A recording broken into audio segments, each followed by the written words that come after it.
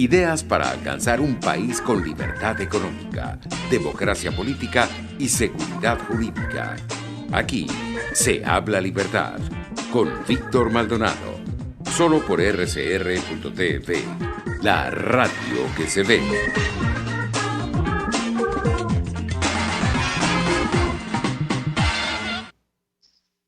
Muy bien, continuamos con Aquí se habla libertad de hoy viernes 29 de mayo de 2020. Creo que se nos acabó mayo y por lo tanto viene junio.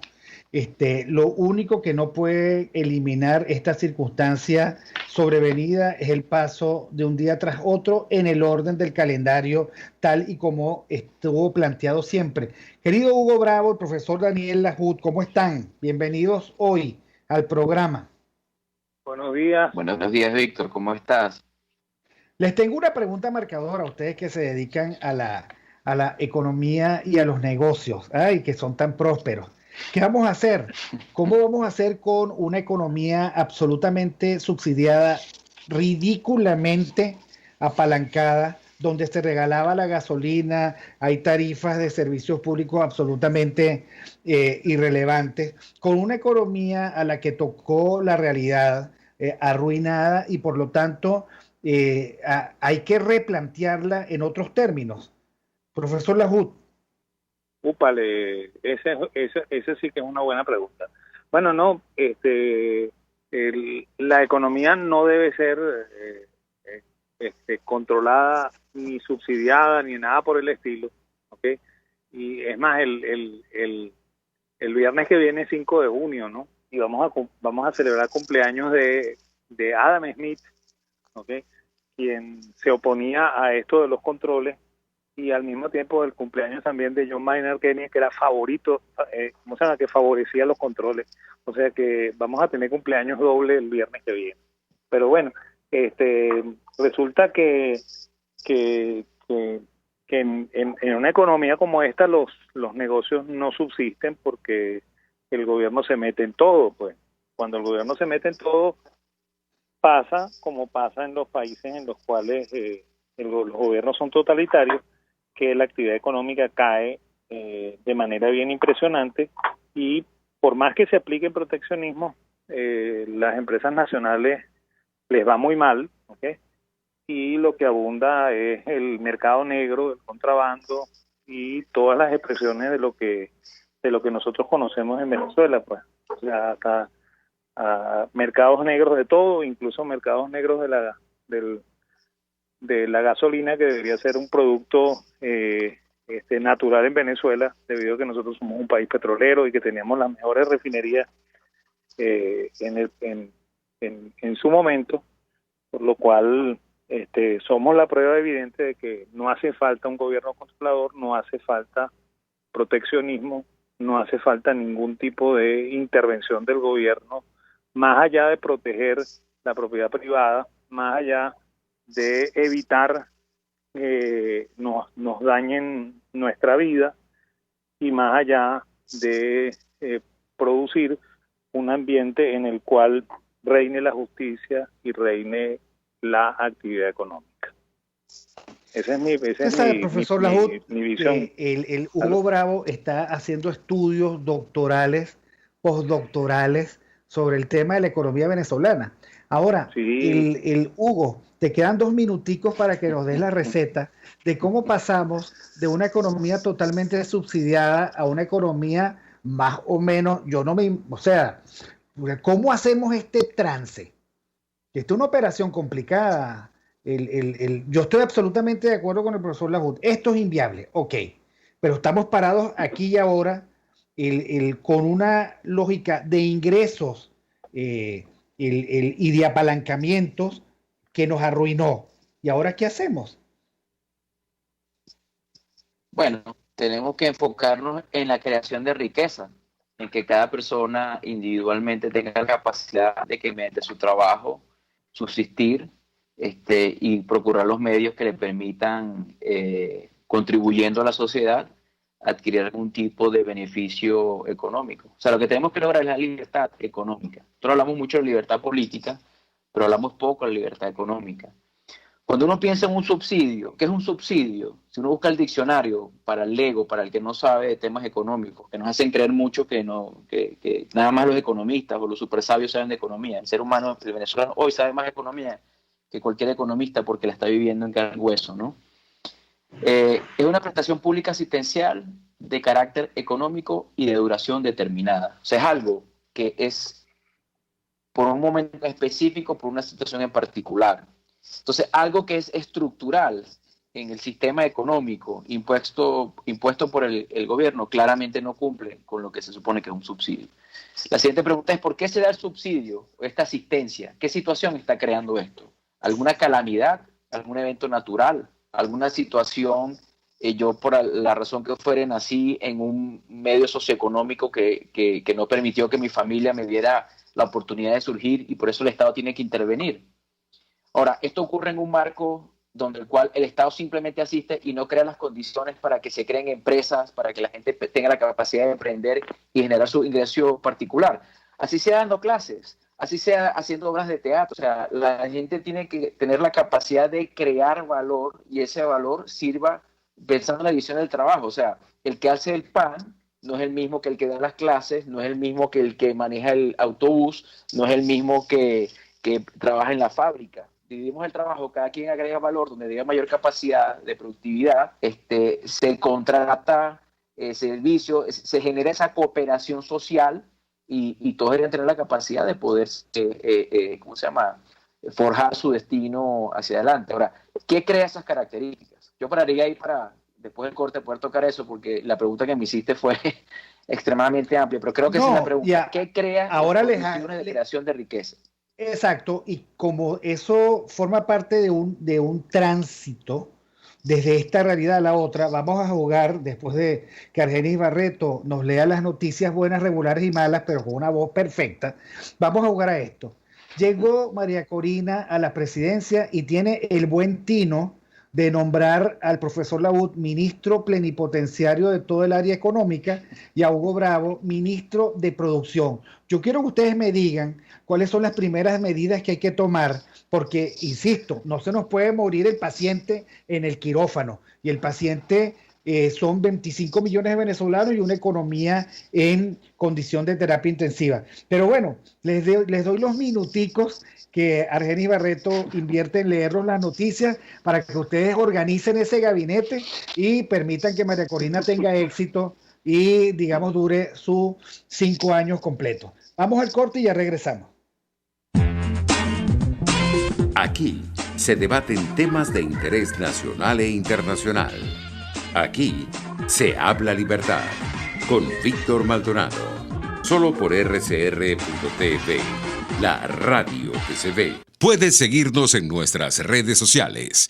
En Twitter, @RCR750, la radio que se ve. La debilidad de nuestra economía es sorteada todos los días por personas con ideas creativas. Son emprendedores. Historias contadas por cuenta propia. La economía de carne y hueso. Comparta la suya también con Román Ibarra y Rolando Padilla.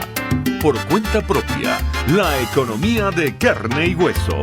Todos los sábados, a partir de las 9 de la mañana, por RCR 750 AM.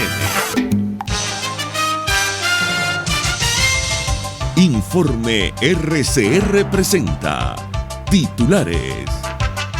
La fiscal general de la Corte Penal Internacional afirmó este viernes que su oficina ha hecho avances significativos en el examen preliminar abierto a Venezuela en febrero de 2018. Hilda Rubí, médico cirujano y coordinadora de salud del partido Nuevo Tiempo, expresó su rechazo a la detención de la médico ginecólogo Andreina de Los Ángeles Urdaneta Martínez en Cabimas, estado Zulia, por el presunto delito de incitar al odio. Ocurrió con la doctora Urdaneta es parte de la demostración de que en este país es democrático, ¿no? Hay que recordar que no es la primera vez que un médico, un enfermero, un trabajador del sector salud es detenido por pensar distinto o por denunciar las crisis hospitaleras que estamos viviendo. Hoy por hoy no es mentira que en nuestros hospitales la deficiencia de los insumos es una realidad, y era lo que denunciaba la doctora. Estamos viendo que sin duda alguna se siguen violando los derechos humanos de los venezolanos y fundamentalmente los de los trabajadores del sector salud, porque en esta oportunidad la doctora lo que exigía era herramientas para poder trabajar y estaba en su debido derecho de brindar salud y bienestar con las medidas que tiene. Colombia extiende por un mes más aislamiento preventivo para frenar expansión de la pandemia del COVID-19 y en España darán hasta 1.100 euros a las familias más vulnerables. En los deportes, en el mundo de los motores, el fabricante Renault confirma que seguirá en la Fórmula 1. 11:33 minutos, a esta hora les narró Jackson Vargas. Les invitamos que continúen escuchando Aquí se habla libertad.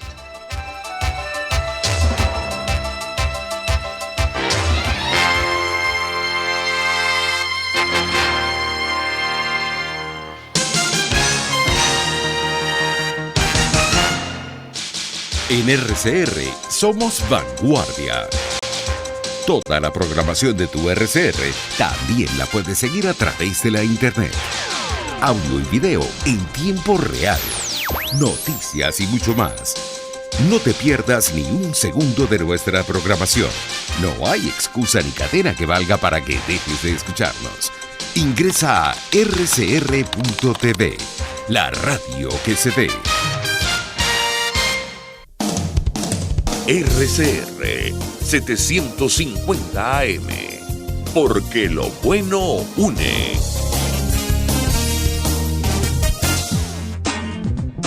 Ideas para alcanzar un país con libertad económica, democracia política y seguridad jurídica.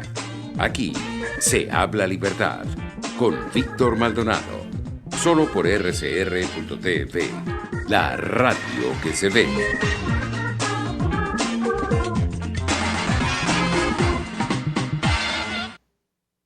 Bueno, continuamos con Aquí se habla libertad de hoy 29 de mayo del año 2020, dedicado a Santa Úrsula Ledóchowska, religiosa, fundadora de las Hermanas Ursulinas del Sagrado Corazón de Jesús Sufriente. Qué increíble esa familia, me llama la atención. Dos santos, un superior general de los jesuitas, un general que sufrió martirio en un campo de concentración, en fin. Pero no nos distraigamos. Mi querido Hugo Bravo, mi estimado y respetadísimo profesor Daniel Laud, ustedes son los ministros y les toca resolver esto. De una economía absolutamente controlada, devastada, donde la gente no está acostumbrada a pagar ni la luz, ni el teléfono, ni el agua, ni el gas, ni la data celular, ni el DirecTV, ni la gasolina, a una economía viable. Entonces vamos a comenzar por el senior, nuestro ministro de plenipotenciario de la economía, doctor Daniel Laud, y después dejamos a ver qué complementa el ministro de la producción, doctor ingeniero Hugo Bravo. A ver, vamos a ver, suéltenla pues. Bueno, ok, se salvó Hugo del compromiso primero. Vamos a ver cómo hacemos. Bueno, primero, yo siempre le digo a los alumnos míos en la Escuela de Economía que los economistas no somos buenos ministros, ¿okay? Que eso es labor para políticos, que los economistas somos asesores. Los alumnos se molestan conmigo porque ellos dicen que no, que ellos estudiaron para ministros. Yo les digo a ellos que no, que de hecho los ministros economistas hemos sido muy malos, ¿okay? Pero bueno, vamos a ver qué es lo que yo recomendaría. Lo que yo recomendaría en primer lugar sería propiciar todo un plan de privatizaciones y regresar todas las empresas que el gobierno expropió del sector público al sector privado. ¿Sí? Luego, crear todo un plan de incentivos fiscales para que estas empresas den trabajo, ¿okay? Con el compromiso de que el gobierno durante un tiempo no les va a cobrar impuestos, ¿okay? Con la intención de hacer elevar el empleo, ¿okay? Y por supuesto ir reduciendo el gasto público, ¿okay? En la misma medida en la que se va a ir reduciendo el ingreso por impuestos, porque una de las cosas que hay que hacer en este país es reducir los impuestos para propiciar la empresarialidad, el crecimiento económico, ¿okay? Y un mejor nivel de vida, ¿okay? Para controlar la inflación, que es el gran mal que sufrimos los venezolanos, por supuesto, hay que acabar de una vez por todas con la política monetaria, sea, hay que hacer que el Banco Central sencillamente haga política bancaria, no política monetaria, ¿okay? O sea, limitar ese poder de creación de dinero que tiene, ¿okay? Y bueno, nos imaginamos que con el control fiscal y el control monetario, este país puede recuperar otra vez su estabilidad y comenzar una senda de crecimiento. Pues entonces eso probablemente ayudaría a que a quien ejerza la primera magistratura a vivir un periodo de crecimiento económico, que es lo que normalmente a la gente le gusta y que identifica con un buen gobierno, ¿no? Entonces eso es lo que yo recomendaría, fundamentalmente dentro del área económica. Bueno, ahora vamos a escuchar al ministro Bravo. Ministro Bravo, ¿qué complementaríamos de la propuesta de las decisiones tomadas por el ministro Lahoud sobre estabilización económica? Ahora te toca a ti, que eres el ministro de la producción. Igual los dos me van a tener que responder cómo se hace una transición de subsidios generales a algo que permita mantener la gobernabilidad política. Ministro Bravo, tiene usted la palabra.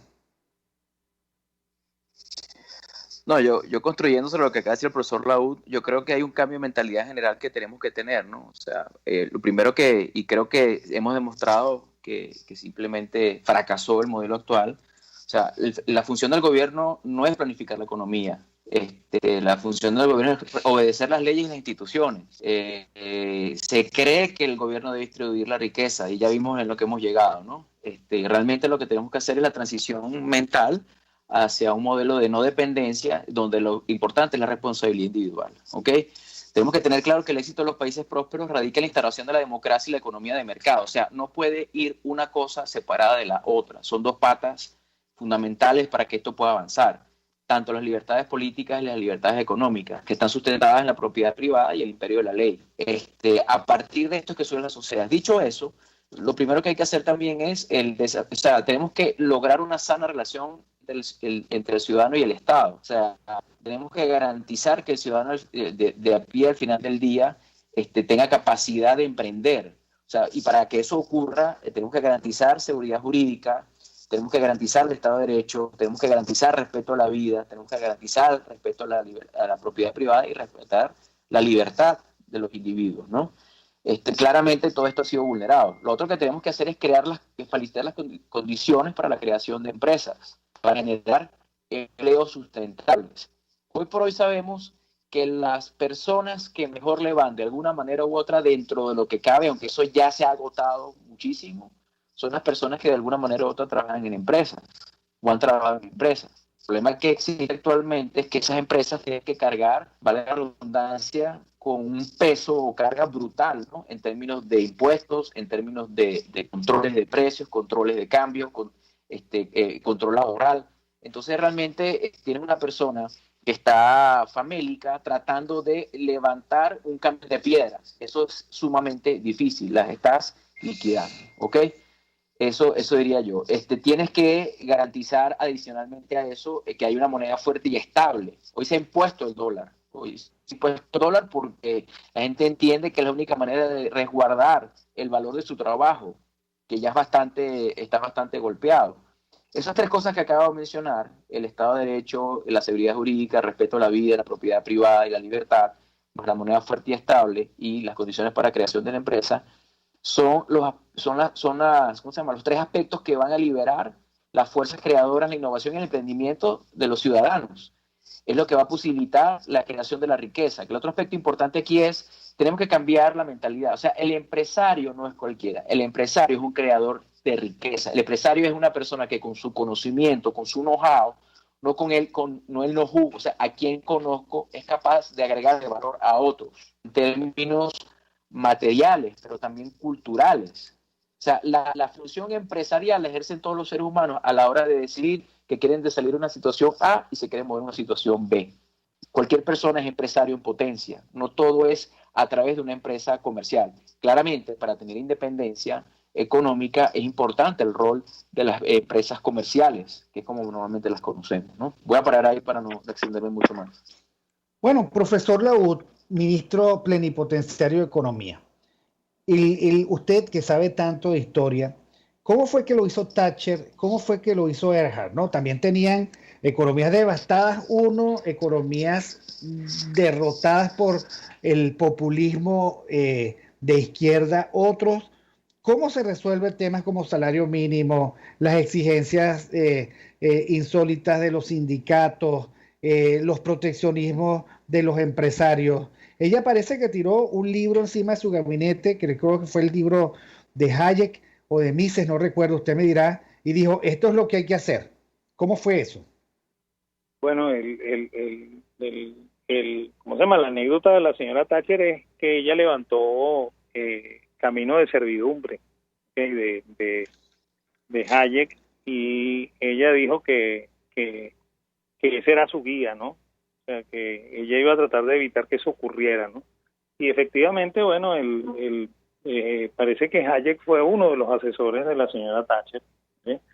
Y la señora Thatcher hizo un plan muy parecido al que yo estoy exponiendo, pues, o sea, de hecho, el Partido Laborista Británico, después de la Segunda Guerra Mundial, nacionalizó ¿cómo se llama? El ferrocarril británico, nacionalizó un montón de empresas, y lo que la señora Thatcher hizo fue sencillamente revertir todo eso, pues volver a privatizarlo todo, ¿sí? Disminuir las tasas de impuestos, ¿sí? Que las tasas de impuestos en Inglaterra eran excesivamente elevadas, ella las bajó, ¿okay? Eliminó subsidios, ¿okay? Que también en Inglaterra eran el pan de cada día para tratar de evitar que la inflación los devorara, y de todas formas los devoraba.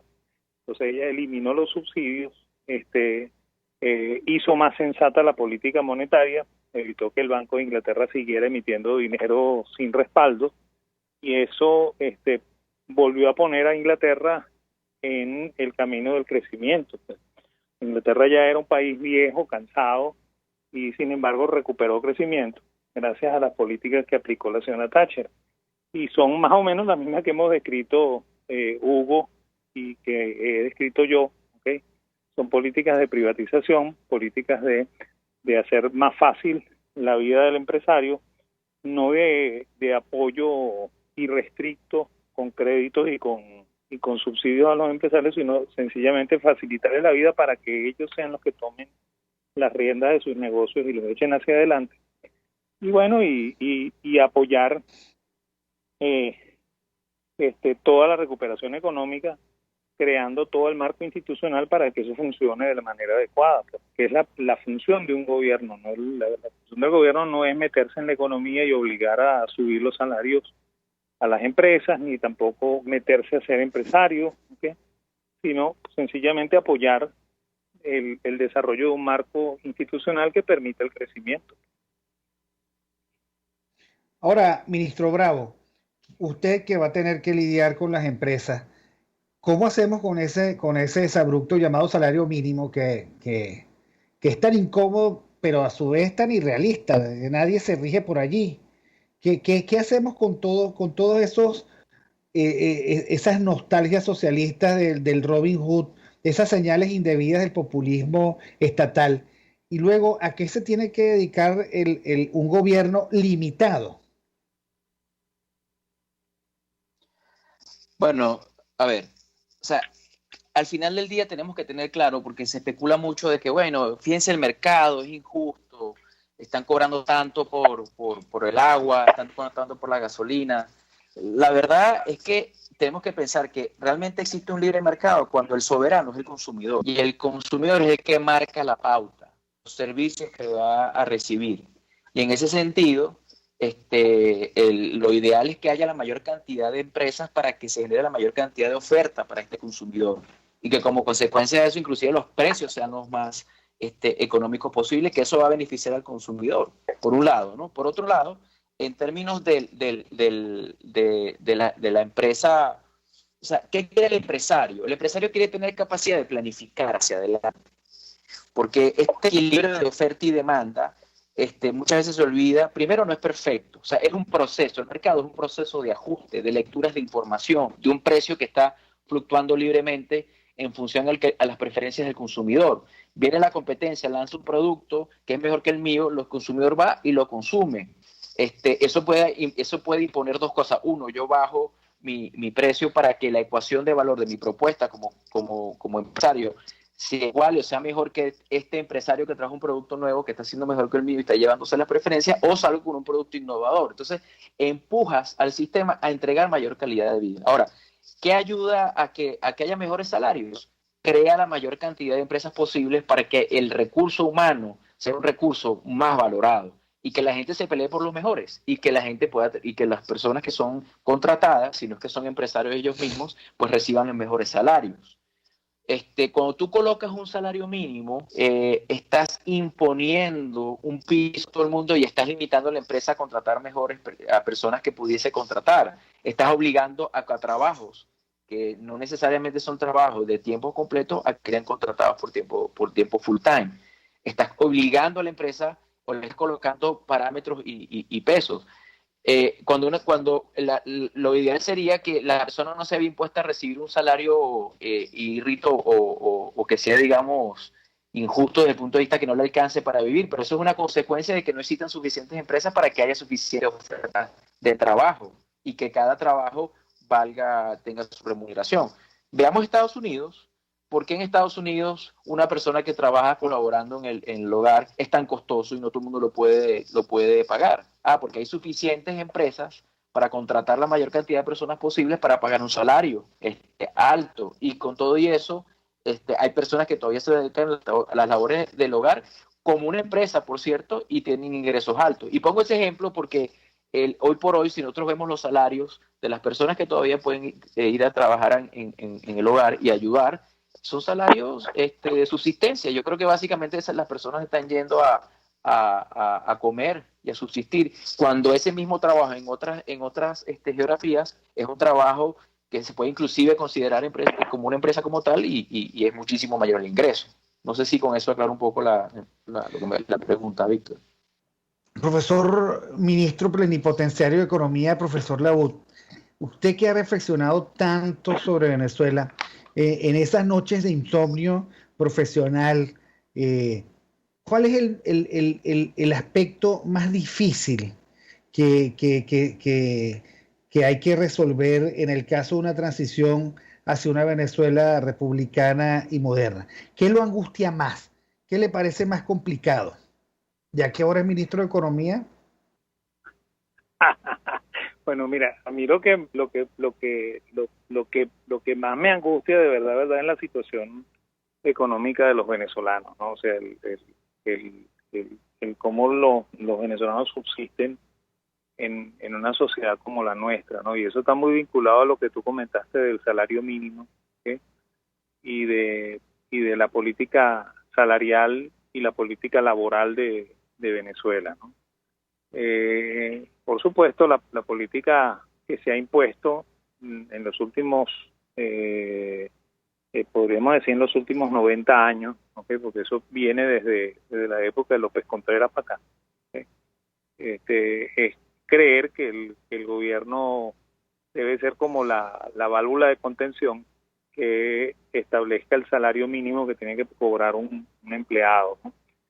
Y eso también está fundamentado en una teoría totalmente equivocada, que es lo que en su momento David Ricardo llamó la teoría del hierro de los salarios, ¿no? De que el salario servía para pagar la canasta básica, o sea, para que las personas pudieran alimentarse, ¿no? Y de hecho los países que han abandonado esa forma de ver la fijación del salario son los que hoy en día pagan mejores sueldos a sus empleados, ¿ok?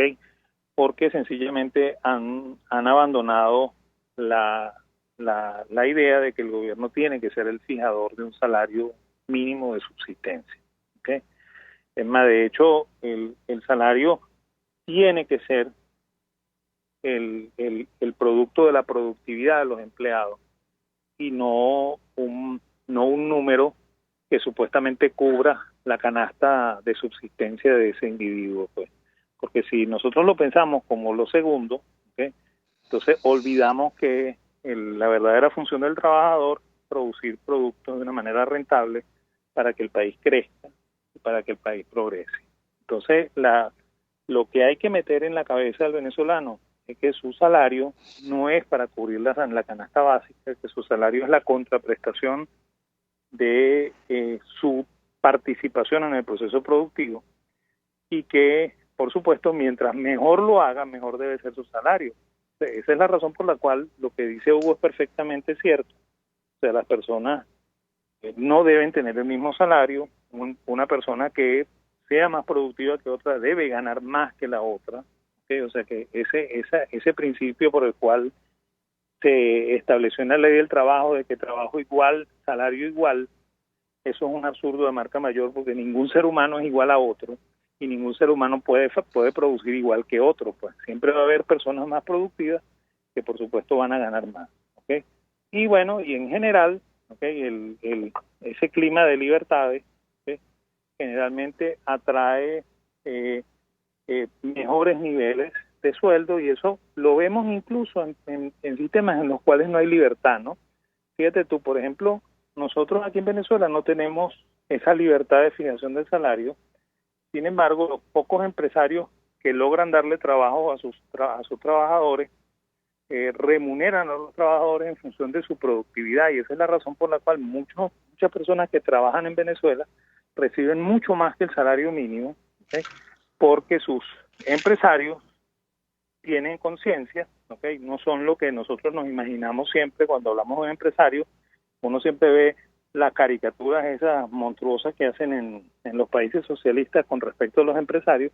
El empresario entiende que el trabajador que trabaja para él es una persona con dignidad, y normalmente le paga mucho más de lo que el gobierno, en su poca dignidad, le fija como salario mínimo a ese trabajador. Entonces yo creo, ¿okay?, que ese es el punto más delicado, ¿okay?, y es un punto en el cual hay que además educar mucho a la población para que entienda que efectivamente la mejor manera de obtener mejores ingresos es produciendo más, ¿okay?, entregándose más como trabajador a la empresa y sintiéndose parte de todo ese sistema de producción que es el país. Bueno, yo creo que ya estamos preparados para esta transición. El trauma ha sido brutal. La gente ya comprende, y yo soy de los que cree, mis queridos ministros, que el venezolano, por más popular que sea, tiene un economista ya integrado a su cerebro, o sea, tiene pensamiento económico, sabe, digamos, lo que es bueno y lo que es malo, lo que le conviene y lo que no, lo que le sirve y lo que no. Por ejemplo, aquí desde hace mucho tiempo ha caído en barrena, la gente no celebra las declaraciones de salario mínimo, sino las lamenta, porque sabe que eso trae más inflación, que eso no se corresponde con la productividad de las empresas y que eso finalmente les va a perturbar el precario equilibrio en donde están para tratar de sobrevivir.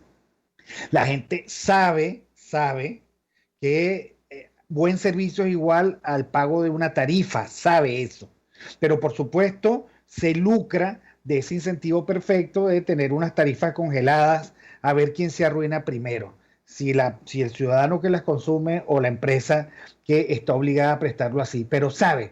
Ahora, las empresas tienen que asumir el desafío de la productividad sin pedir en el transcurso de la transición protecciones indebidas, sin apelar a la lástima, sin creer que por la vía de una nueva pugna redistributiva ellos van a salir, por una razón, porque con las empresas que tenemos, si bien es cierto que forma parte del corazón productivo, con las empresas que tenemos no vamos a ningún lado.